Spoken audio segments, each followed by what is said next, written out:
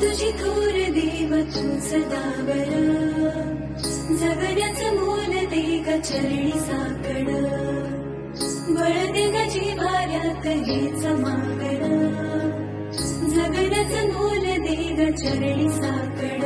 ये साकड घाली तो गाभाऱ्यात माथा, आभाळावरून राहू देर कृपा, नमन तुझे मी करीतो र देवा, भरून झरू दे तुझी चर कृपा.